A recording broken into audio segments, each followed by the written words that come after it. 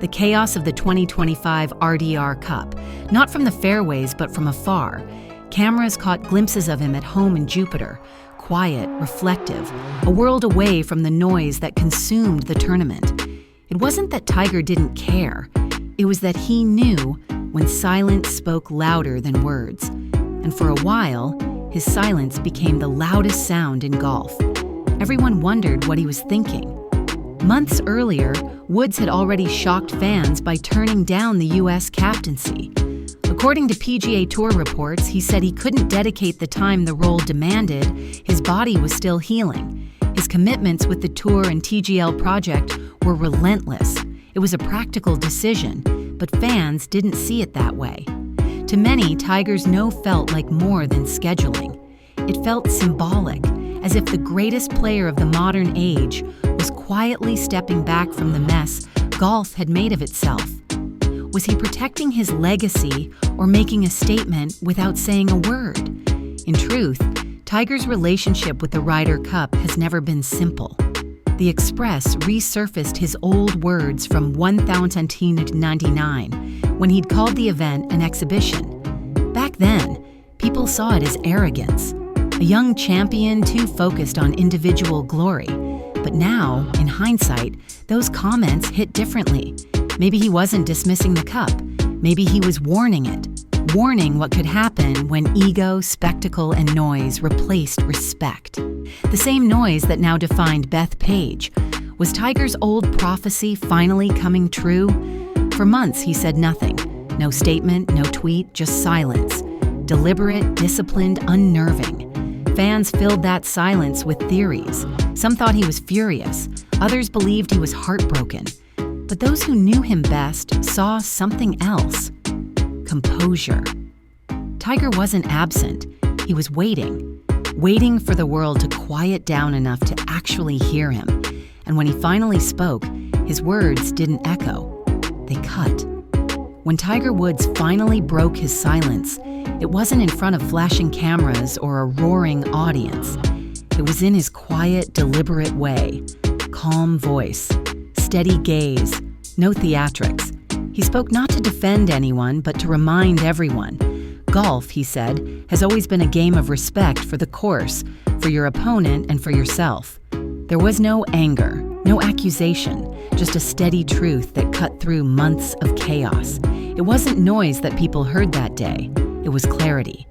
He acknowledged the tension, the crowd behavior, and the disappointment that defined Bethpage. But Tiger didn't point fingers. Instead, he turned the lens back on everyone who loves the sport. We all share responsibility, he said, to keep the game what it's always been, something honorable. For him, the problem wasn't passion. It was the loss of restraint, the surrender to impulse. He called on players, fans, and even officials to reclaim golf's dignity, a phrase that would echo across clubhouses and press rooms for weeks. In an age of noise, Tiger was asking for quiet. He praised Luke Donald's poise under pressure, a subtle nod to leadership rooted in calm, not chaos. Without naming names, Woods made his point. Greatness doesn't shout, it breathes. His tone wasn't nostalgic, it was urgent. He warned that if golf traded grace for spectacle, it would lose something far more valuable than trophies. You can't build legacy on disrespect, he said softly. The line felt less like commentary and more like creed. It was Tiger, the philosopher of discipline, returning to protect the soul of his sport. In that moment, the narrative shifted. Fans who had spent months debating the behavior at Bethpage suddenly had something higher to focus on: integrity. Woods didn't give the sport answers. He gave it a mirror, and in that reflection, golf saw not just its mistakes, but its potential to be better. Tiger hadn't just spoken his mind. He'd reminded golf of its conscience. Tiger's words rippled through the game like a soft tide turning stone. Within days, other legends followed, not to contradict him, but to echo what they'd long felt. Tom Watson, still shaken from the scenes at Bethpage, called Woods' message a breath of truth the game needed. For Watson, it was redemption, a bridge between shame and accountability. He said, We can't change the crowd overnight, but we can change the example we set. It was a humble concession from one of golf's proudest guardians. The old guard wasn't angry anymore. They were ready to rebuild. Gary Player, whose earlier outburst branded the event the worst in the world, softened his tone after Tiger's comments. He admitted his frustration came from love for a game that once demanded decorum. Tiger reminded us what golf means, he said, and maybe we all needed reminding. His words carried a tone of reflection rather than rage. Player, once furious, now sounded hopeful.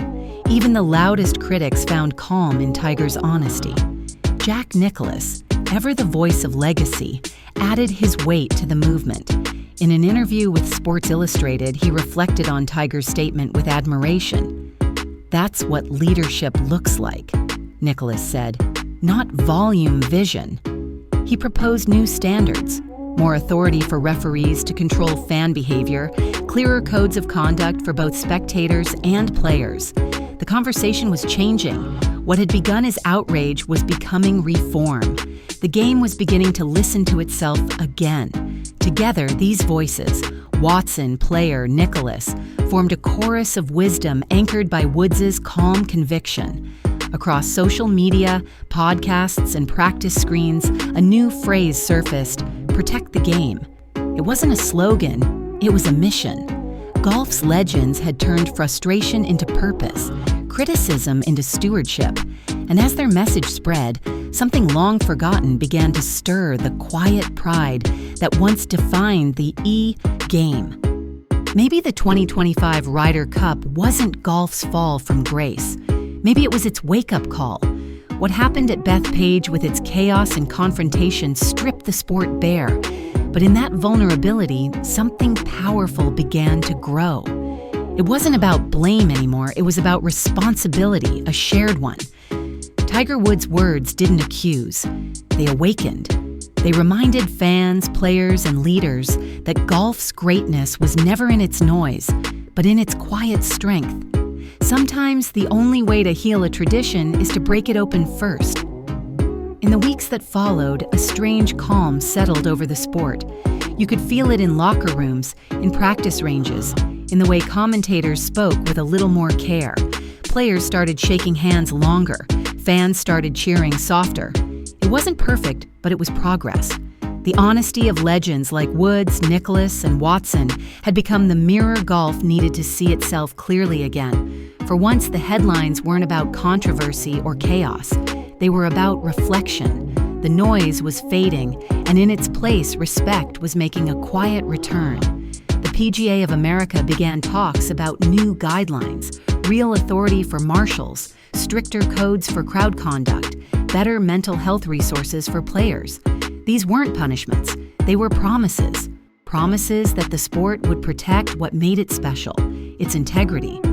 Tiger's calm conviction had done what no trophy couldn't: restored belief, not just in the players, but in the spirit that holds them together. Golf wasn't just recovering, it was remembering who it was. And then, in one of those quiet moments that only golf can create, the cameras caught him. Tiger Woods walking the practice fairway at dusk, bag over his shoulder, no fans, no applause, just the rhythm of his steps and the wind in the trees.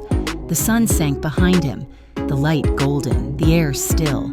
His words echoed softly, almost like prayer. For Tiger Woods, honesty isn't about judgment. It's about protecting the game he loves. And maybe that's how golf finds its way back to grace.